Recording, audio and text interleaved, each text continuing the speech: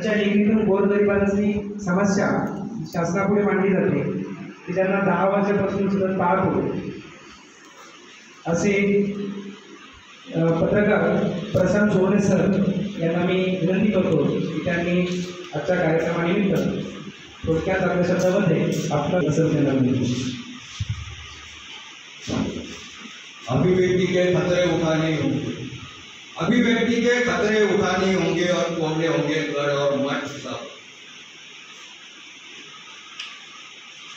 स्वराज्य संस्थापिका ज्यांनी एक नव्हे तर 2 छत्रपती आम्हाला दिले अशा राजमाता राष्ट्रमाता जिजाऊ यांना सर्वप्रथम मी वंदन करतो. नंतर अवघ्या 25 वर्षामध्ये त्यांनी सामाजिक सांस्कृतिक आर्थिक राजकीय धार्मिक क्रांती केली असे बिरसा मुंडा यांचं उलगुलान हे आंदोलन शेवटच्या स्तरातील जो माणूस आहे हा माणूस शोषणमुक्त आणि भयमुक्त राहावा यासाठी होते असे बिरसा मुंडा. तसेच शिक्षण सर्व दिले त्यामुळे आज आम्ही ह्या पदापर्यंत पोहोचू शकलो असे सावित्रीबाई आणि राष्ट्रपिता महात्मा फुलेजी आणि त्यांना समर्थ साथ देणारे लहुजी उस्ताद तसेच लोकशाहीर अण्णाभाऊ साठे राजर्षी शाहू महाराज आणि विश्वरत्न डॉक्टर बाबासाहेब आंबेडकर. सच घटे या बड़े को सचना रहे, सच घटे या बड़े को सचना रहे, झूठ की तो कोई इंतहा ही नहीं. कहानी कुछ और है बताई कुछ और जा रही है, खबर कुछ और है लेकिन बताई कुछ और जा रही है. आज आपण पाहतो आज पीएमओ मधून आणि ती सांगण्यात येते 405. त्यामुळे मग आमचा पण जे नेटवर्क आहे कारण आज जे आहे आज युग हे खोटी मीडियाचं राहिलेलं नाही आहे आणि प्रिंट मीडियाचं सुद्धा राहिलेलं नाही आहे. येणाऱ्या काळामध्ये हे सुद्धा डिजिटल मीडियाकडे जर वळले नाही कारण सर्वात मोठा जो पत्रकार आहे तो आज रवीश कुमार इंदू मराठी आहे त्याच्यापेक्षा कोणी मोठं नाही आहे तर ते सुद्धा डिजिटल मीडियाचा आहे. आणि म्हणूनच मी तर म्हणेल की ध्रुव राठी आणि याच्या पहिले ही वेळ ओळखून मी माझं उबंटू गुलाम चॅनल चालू केलं होतं आणि आज ते 52 लाखाच्या वर व्ह्यू त्याला आहे 38,000च्या वर सबस्क्रायबर सुद्धा आहे. तर मी एक विनंती करेल की आजच्या कार्यक्रमाचे अध्यक्ष आमचे धनके सर आहे की आपण एक बहुजन मीडिया जो आहे याचे एक संघटन सुद्धा आपलं असायला हवं. जसं मोदी मीडियाचं संघटन आहे तसं आपलं सुद्धा संघटन असायला हवं. बहुजन सुद्धा बहुजन सुद्धा फार आवश्यक आहे. तर आजच्या कार्यक्रमाचे अध्यक्ष आमचे धनके साहेब तसेच आमचे परममित्र जे ग्राउंड लेवलला आणि ग्रासरूटला आणि मी म्हणेल की खऱ्या अर्थाने विकासात्मक पत्रकारिता करतात त्याशिवाय ते तंटामुक्तीचे काम करतात. त्यांचे मी अनेक कार्यक्रमाला जेव्हा गेलो तर ते त्याच्यामध्ये बापूसाहेबांचा वाढदिवस असेल किंवा शाळेमध्ये काही कार्यक्रम असेल तर ते सत्यपाल महाराज असतील निवृत्ती महाराज असतील असे कीर्तन तिथे ठेवत असतात. म्हणजे परिवर्तनाचा ते कार्यक्रम राबवत असतात ते कार्यक्रम. असे आमचे मित्र प्रमोद बापू देशमुख आणि ज्यांना मी कर्मयोगी म्हणतो. हा माणूस बसलेला आहे हा साधा माणूस नाही आहे. शांताराम भाऊ तायडे हे आज सुद्धा चप्पल घालत नाही आहे. त्यांनी प्रण केला होता की हे तानाशाही जोपर्यंत मी उलटवणार नाही तर अर्ध आपल्याला यश भेटलेलं आहे. आता 5-6 महिने आपण वाट पाहूया. तरी अशी पहिली वेळ आहे मी पाहिलं की ज्यांनी जे सत्तेमध्ये आहे ते सुद्धा आनंदी आहे आणि जे सत्तेच्या बाहेर आहे ते सुद्धा आनंदी आहे. म्हणजे हेच आपलं लोकशाहीचं खरं कौतुक करावं वाटते मला की हे जे आहे ही जी आपण म्हणतो मिलीजुली सरकार हीच लोकशाहीसाठी पूरक आहे.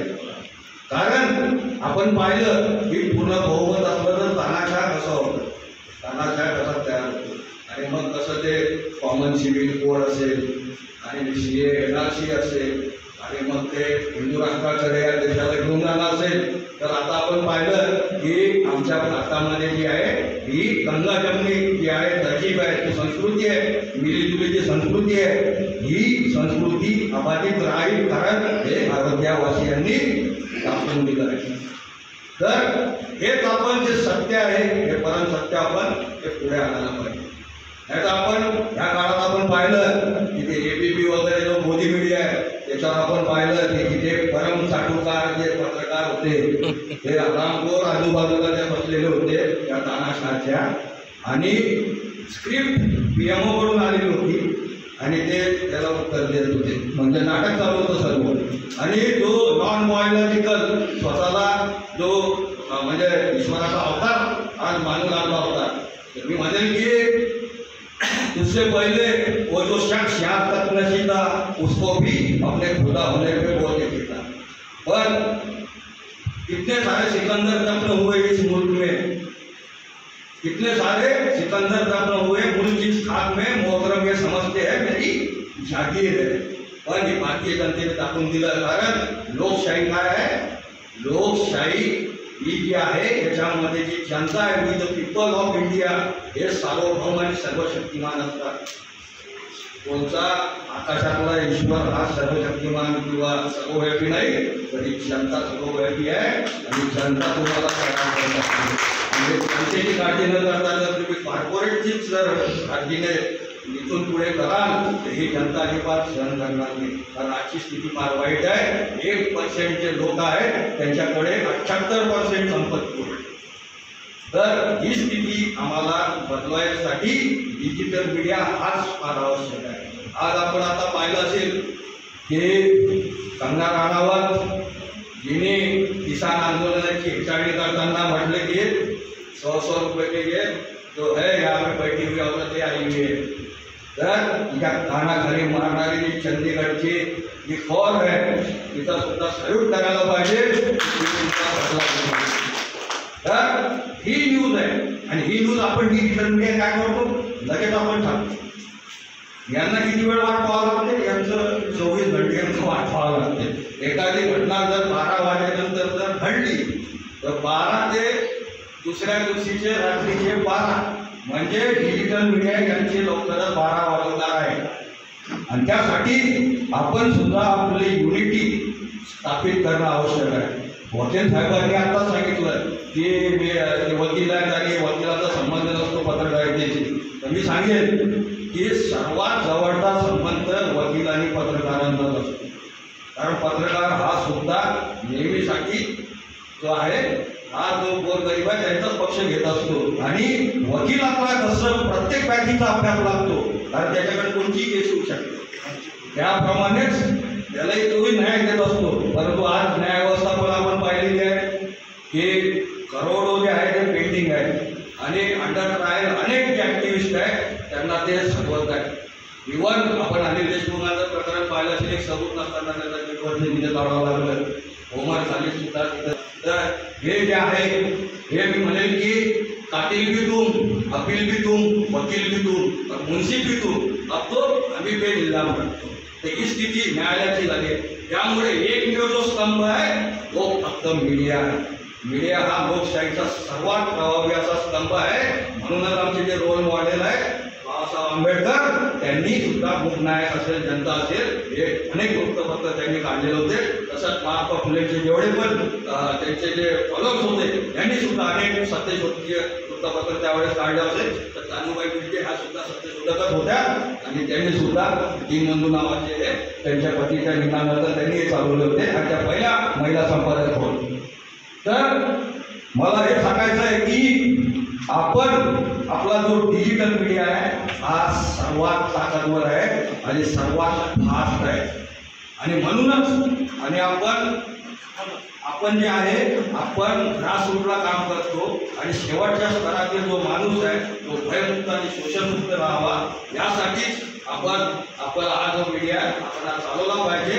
आणि आपण कदापि कोणत्याही आमिषाला बळी न पडता आपली जी व्यवस्था आहे, कारण आपल्याला पुन्हा एकदा जी समतामूलक जी व्यवस्था आहे की महात्मा फुलेंनी ज्याचं स्वप्न पाहिलं होतं, महात्मा फुलेंनी जे स्वप्न पाहिलं होतं त्याचं म्हणणं होतं की एका कुटुंबामध्ये सर्व धर्माला मानणारा त्या व्यक्ती राहायला पाहिजे. म्हणजे एकाच कुटुंबात त्याची पत्नी जर बुद्ध धर्माचं करत असेल अनुसरण तर पती इस्लामचं करायला हरकत नाही. नंतर त्याचे सासूबाई आणि वडील जे आहेत या मुलांनी आहे हे सर्व धर्म एका कुटुंबात राहावे हा त्यांनी जो विचार पाहिला होता. आम्ही शेवटी एकच म्हणेल की तुम देखना वो जमा होंगे एक दिन, तुम देखना वो जमा होंगे एक दिन, और तुम्हारे हाथ की जो बंदूकें है वो 60% के जमीन के 60% के अंदर गाड़ देंगे, तुम्हारे जो टैंक है उसमें वो बारूद भर देंगे, और वो उन सब से मोहब्बत करेंगे जिनसे तुमने नफरत करना सिखाया है।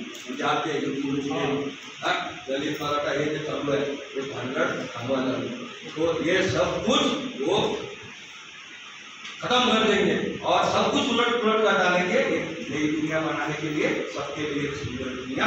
आणि हेच ध्येय आमचं डिजिटल मीडियाचं असायला हवं, म्हणून इथे वर्धापन दिन आज स्टार भारत लाईव्ह एक्सप्रेसचं आहे, याला मी आणि आमचे मित्र वेंगडजी यांना खूप शुभेच्छा देतो। आणि इथून पुढे आपण एकत्रितपणे काम करूया, कारण आपण पाहिलं ना मोदी मीडिया कसं एक त्याची न्यूज चालवतात, एका सुरात कसं ते बोलतात, तसंच आपली जी बातमी आहे ही आपण एक नेटवर्क तयार करून, कारण हे भारतामध्ये एक नेटवर्क आहे, तसं महाराष्ट्रात एक आपण तयार करूया। एवढं बोलून आणि 2 शब्द संपवतो। जय भीम। धन्यवाद सर, तुमच्यासारखं दबाव घेतलं खरंच आम्हाला अभिमान वाटतो। तुमच्यासाठी शब्दांना केले प्रहार